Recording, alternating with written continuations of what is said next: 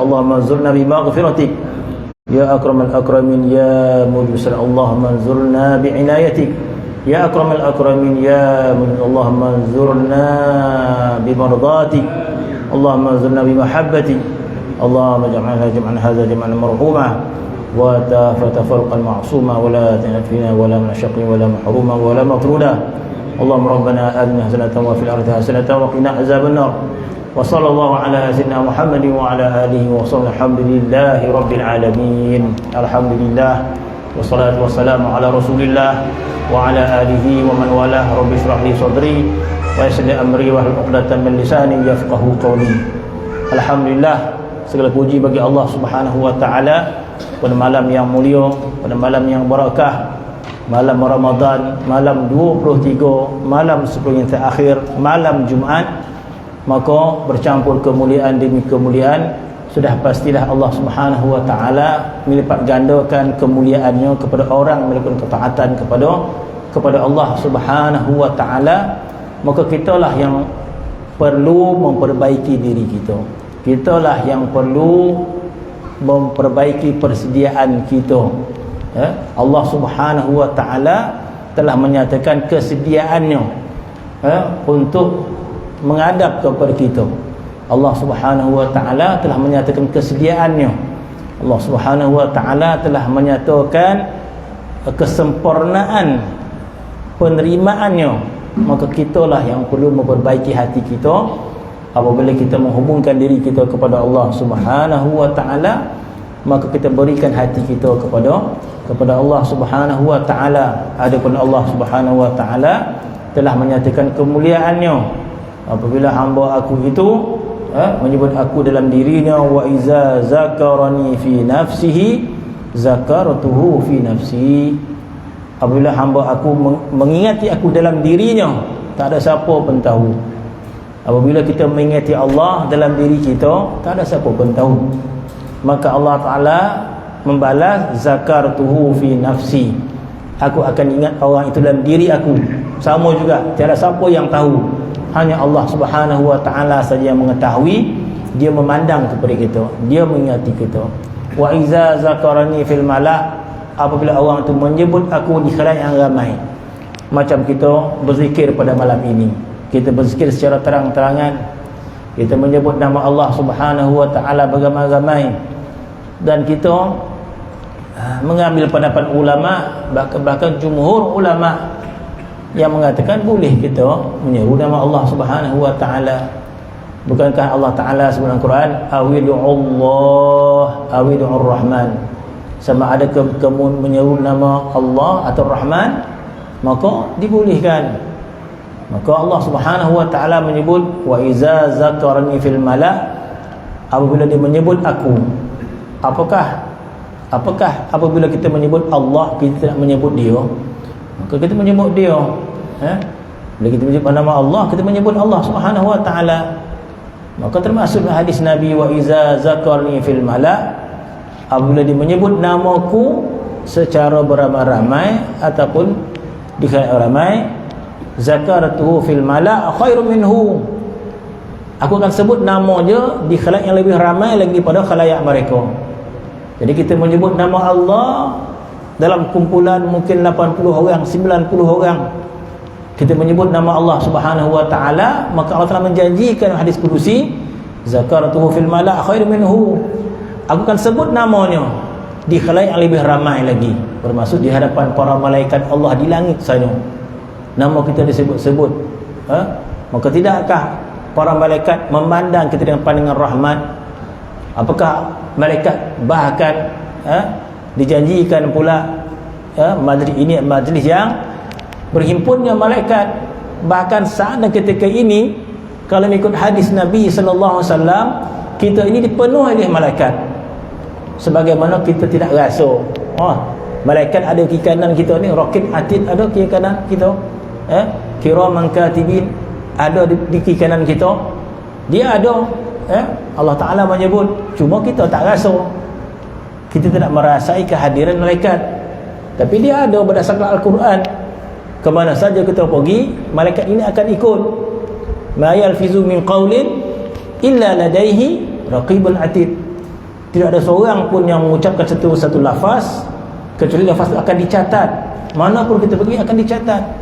Bermaksud adanya malaikat, kita tidak merasai.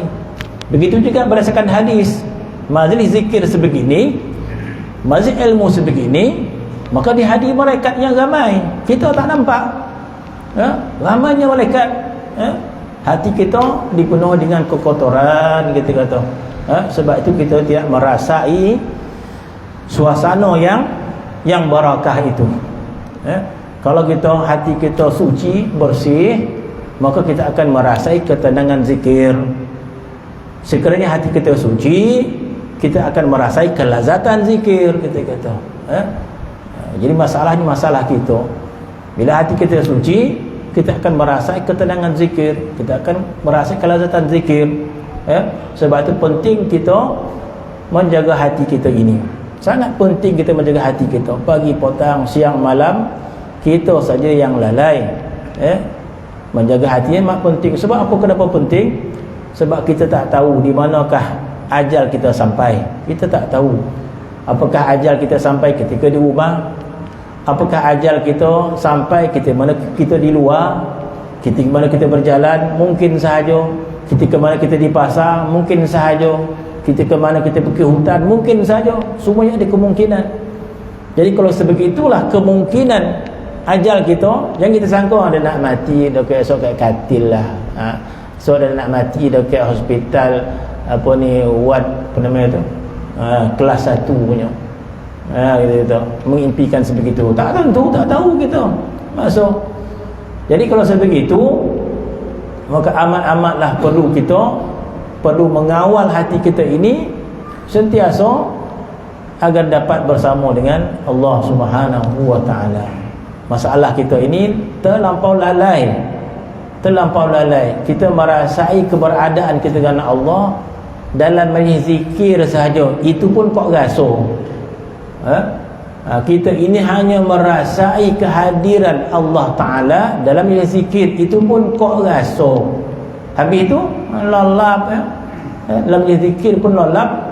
Kita kata latih macam mana puasa ustaz, tak apalah.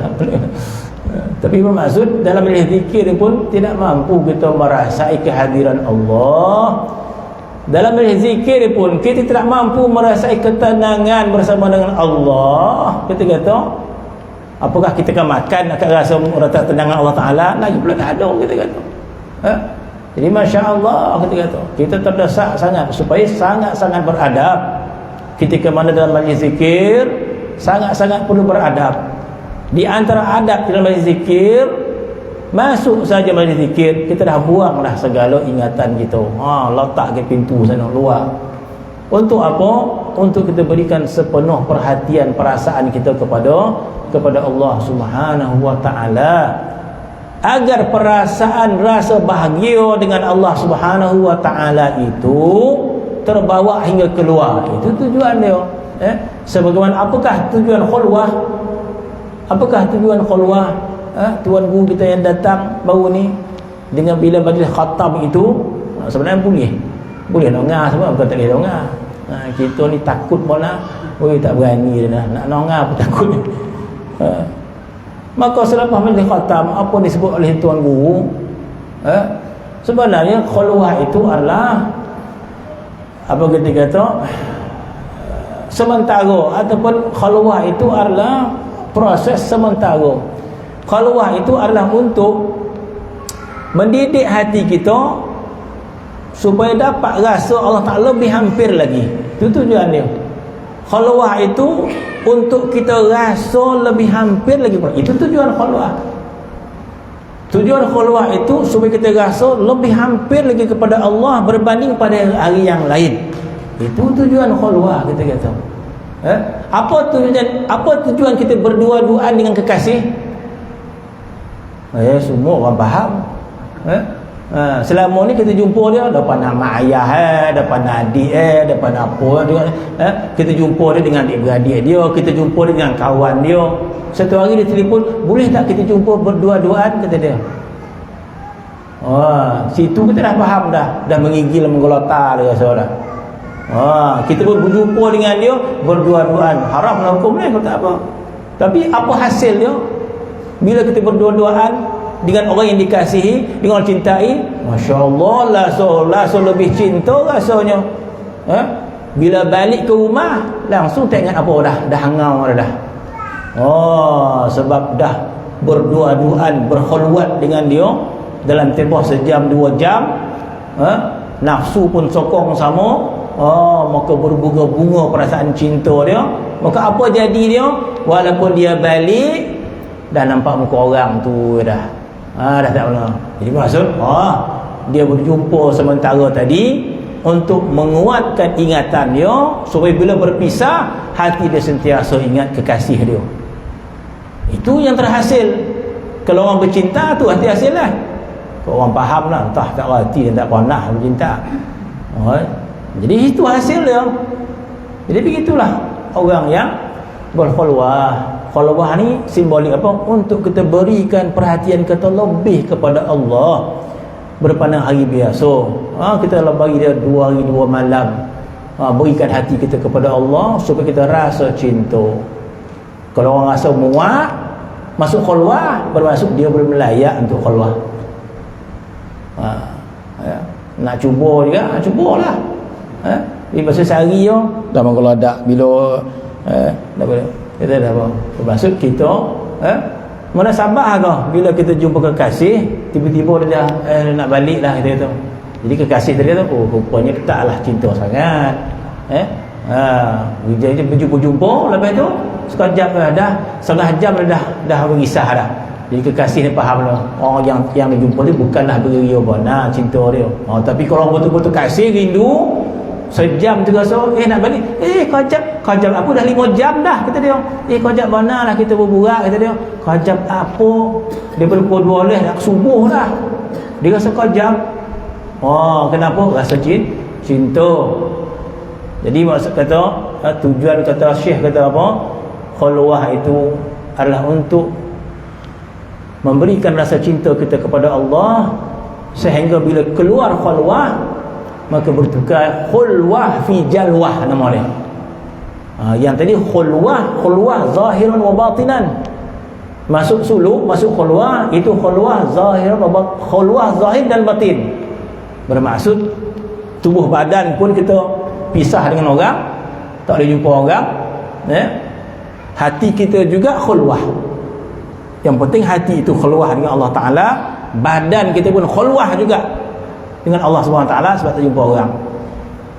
Agar bila keluar daripada khulwah, badan kita bersama manusia, hati kita khulwah kepada Allah Subhanahu Wa Ta'ala, maka kita katakan khulwah fil jalwah. Walaupun kita bersama manusia, hati kita bersama dengan Allah Subhanahu. Itu tujuan khulwah sebenarnya. Kalau tak ada tu masuk lagi. Kan? Itu tujuan dia masuk khulwah. Kau tak apa, bukan kita nak dapatkan sijil, bagi ada sijil. Sijil. Bukan kita nak bangga dan tengok sijil khulwah dan dah ada 10 dah. Bukan itu. Bukan sijil, bukan kita kira banyak dah masuk khulwah, tak. Khulwah itu tengok kesan kita khulwah. Apakah bila kita keluar dari khulwah itu khulwah fi jalwah. Bermaksud walaupun kita bersama manusia, hati kita ingin bersama dengan Allah Subhanahu Wa Ta'ala. Itu ada kesan daripada khulwah itu. Begitu juga amal zikir hadarah sebegini. Apa tujuannya? Supaya kita belajar untuk rasa seronok, rasa tenang. Allah Subhanahu Wa Ta'ala menjanjikan Al-Quran, ala bizikrillah tatma'innul qulub. Ketahuilah berzikir itu boleh mendatangkan ketenangan hati. Dah ambil suasana rasa tenang dengan Allah Subhanahu Wa Ta'ala, meningkat rasa tenang, rasa bahagia, meningkat rasa lazat dengan Allah Subhanahu Wa Ta'ala, rasa semangat, rasa seronok. Kita menyebut nama Allah Subhanahu Wa Ta'ala agar dibawa keluar. Bila keluar pun terasa-rasa kita ingin menyebut nama Allah Subhanahu Wa Ta'ala. Bukan bila keluar ya alhamdulillah habis esok rasa. Minggu depan tengoklah, tengok keadaan. Mana kita lah yang tidak dapat sesuatu dalam majlis ini, sedangkan majlis begini dihadiri malaikat Allah Subhanahu Wa Ta'ala. Maka kita lah yang jahatnya. Kitalah yang degilnya, hati kita yang kerasnya, kitalah yang lemahnya, membiarkan nafsu kita menguasai diri kita. Kita kata, apakah kita redha bertemu dengan Allah Subhanahu wa taala dengan keadaan hati kita tidak pernah rasa lazat dengan Allah Subhanahu wa taala? Malang sia-sia hidup kita dekat dunia ini. Kalau di dunia ini belum pernah kita rasa lazat, rasa bahagia dengan Allah Subhanahu wa taala, malang hidup kita. Ulaika kal an'am, mereka tu macam binatang ternakan. Apa bezanya? Balhum adall, bahkan lebih teruk lagi. Jadi mudah-mudahan Allah Subhanahu wa taala memberikan kita hidayat untuk memahami makna ini. Selain kita taat, kita taat kita zahiran wa batinan. Kita nak taat kepada Allah zahir dan batin. Bukan zahir saja, batin kita. Kita ke mana taat batin kita? Bila kita ada hubungan cinta dengan Allah Subhanahu wa taala. Itu maksud taat batin kita. Maka batin kita tidak taat sekiranya kita tidak ada hubungan dengan Allah Subhanahu wa taala. Jadi itu tujuan dia.